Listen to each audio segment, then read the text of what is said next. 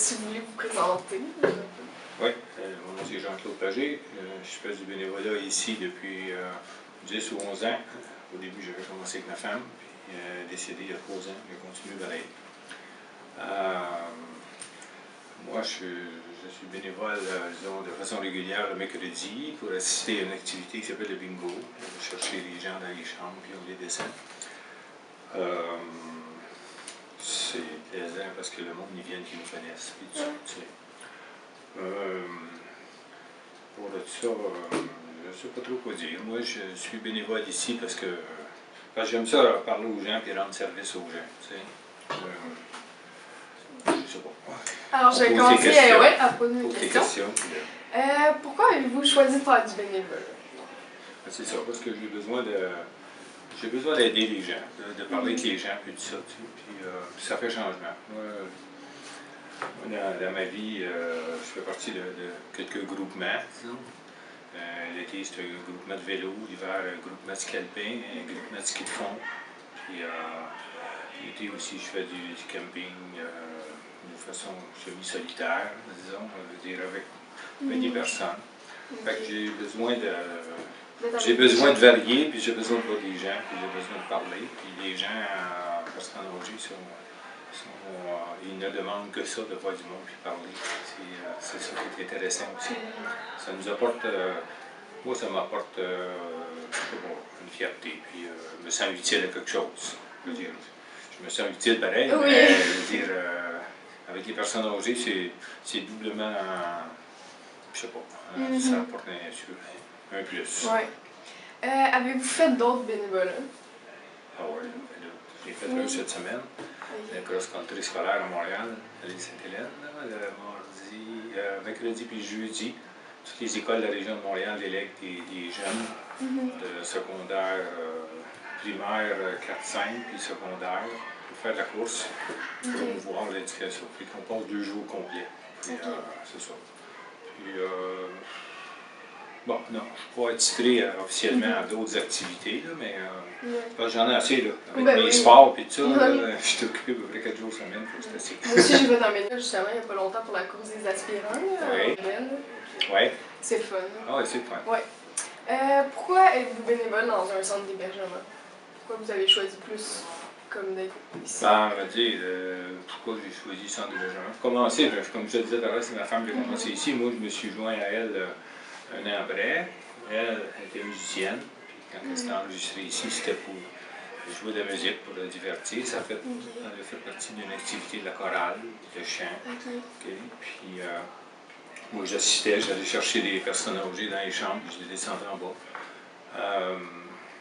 Pourquoi? Ben, les centres de personnes âgées, il me semble que le monde a une expérience, les vieux, ils nous apportent un plus, même en tout cas.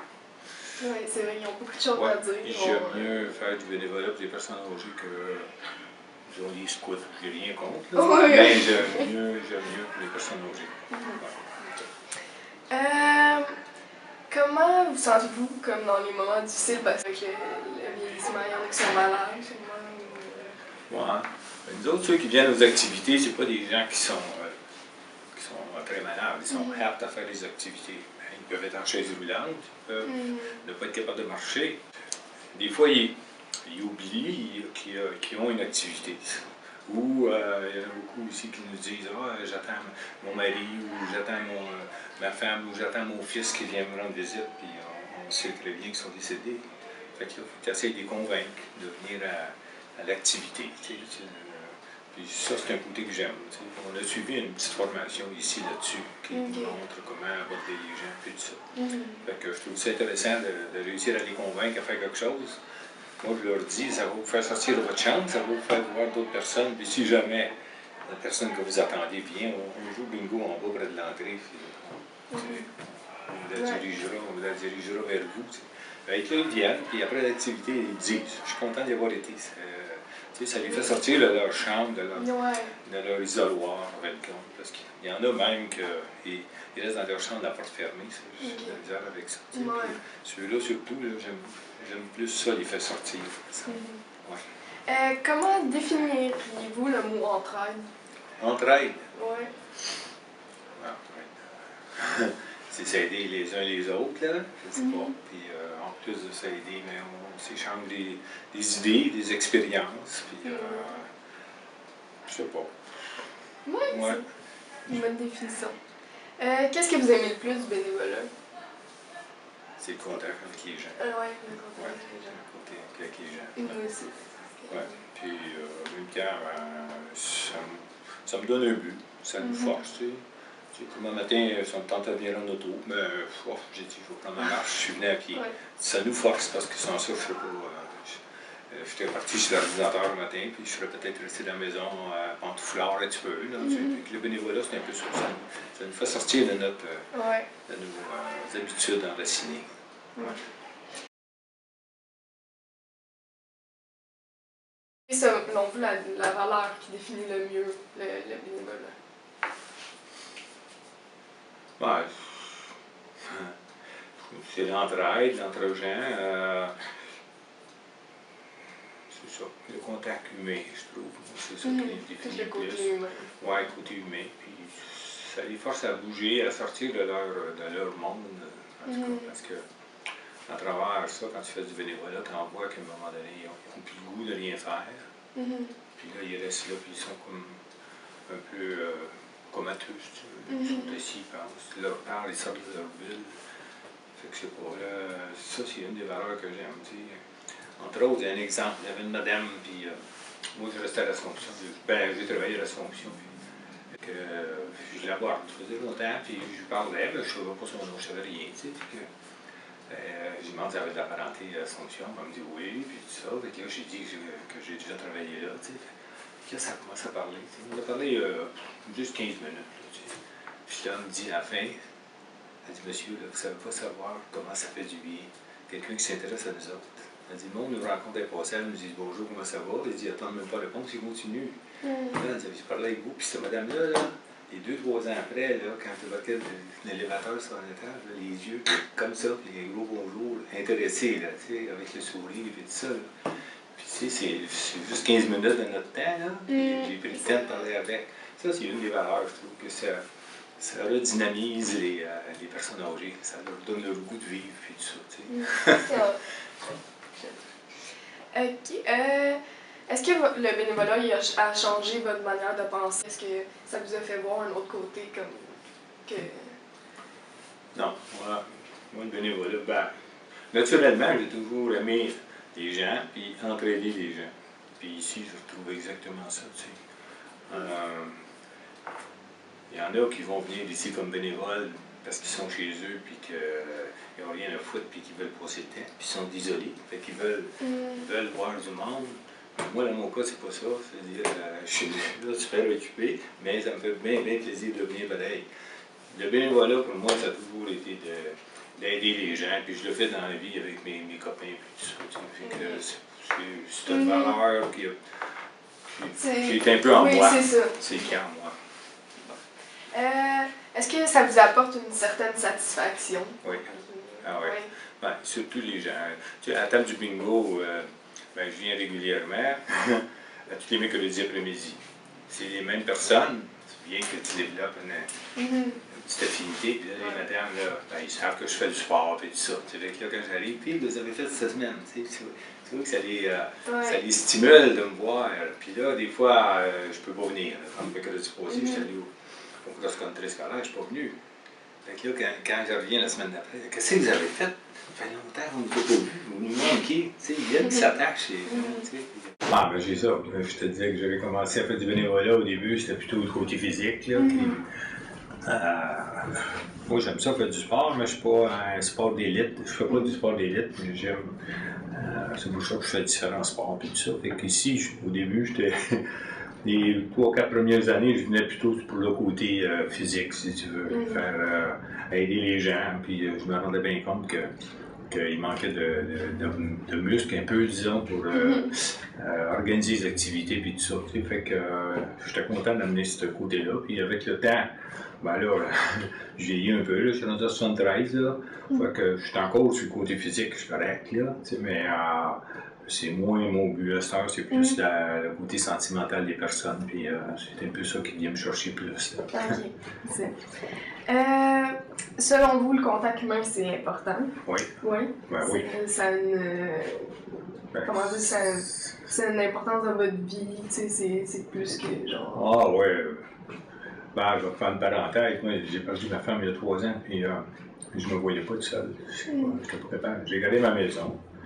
Je reste chez moi. Avec le temps, je me suis fait une amie, mais je vais dire que si j'avais été pris pour rester tout seul à la maison, je serais peut-être un peu moins vif d'esprit maintenant. Parce que eux, pas, tu restes dans ta sphère, puis tes idées, ben, le cerveau, faut qu'il soit actif pour qu'il progresse. C'est tous des petits courants électriques qui passent. Si tu les actives pas, les conducteurs viennent comme endormis. Puis c'est de là que tu commences à être plus lent.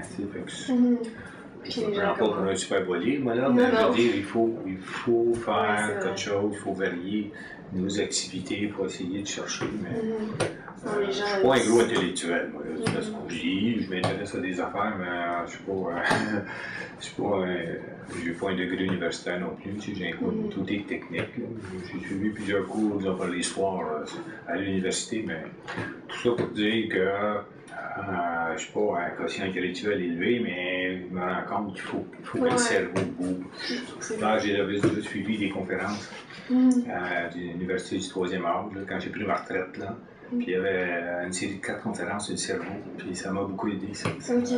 C'est là que j'ai pris conscience qu'il faut faire travailler notre cerveau. C'est vrai, sinon les gens ils restent isolés, puis ils dépriment. Tu n'avances plus. Puis là, tu viens, tu as peur de tout. Tu as peur d'appeler tes amis, tu as peur de les déranger, tu as peur, en fin de compte, tu as peur d'avoir peur. Ouais, comme on dit. Vous faites une différence dans la vie de certaines personnes. Est-ce que vous sentez que les personnes que vous aidez font aussi une différence dans votre vie? Si. Est-ce que vous sentez que les personnes que vous aidez font une différence eux autres aussi dans votre vie? Ah, ben oui. Ben oui, ça me donne le goût de revenir. Moi, toutes les semaines, j'ai hâte de les voir, ces personnes-là. Tu sais, puis, des fois, tu arrives, tu penses qu'ils vont être en super forme, puis ça marche pas cette semaine-là. Fait que là, tu as le goût de jaser un petit peu, puis de les encourager, de se motiver. Puis, je sais pas, c'est un petit défi qui puis c'est ça, la vie, c'est plein de petits défis. Des petits défis que tu contrôles pas, mais que tu peux surmonter facilement. Si vous pouviez transmettre un message aux gens concernant le bénévolat, ça serait quoi? Ben, c'est ça, c'est de se donner, de penser aux autres, pas faire du bénévolat pour... tu en fais pour toi-même aussi, là, je te disais qu'il y avait des personnes, des fois, qui restent à la maison, qui sont seules, mais je trouve que l'essence même du bénévolat, c'est de faire quelque chose, un acte gratuit envers quelqu'un pour que ça y apporte quelque chose. Puis en même temps, toi, ça te gratifie, ça t'aide. Mais si tu fais du bénévolat juste pour impressionner la galerie, c'est pas... je trouve que c'est pas une forme de bénévolat valable. C'est pas l'essence du bénévolat. Non, c'est ça. Puis, je trouve qu'aujourd'hui, le monde a de la misère avec ça. On essaie de recruter des bénévoles, puis on me rend compte qu'on a de la difficulté. Le monde sont rendus plus individualistes, je pense. Ils pensent moins aux autres, moins à... il y a des personnes là, de mon âge, de d'autres groupes, là, puis je leur dis que je fais du bénévolat, je donne de mon temps. Puis là, ils sont tous comme ça, là, tu sais. Tu donnes de ton temps, tu sais. C'est comme le mot donner, si c'est plus dans le vocabulaire du monde. Le monde, c'est recevoir maintenant, tu sais. Ils veulent tout leur est dû. C'est ça que je trouve, c'est malheureux.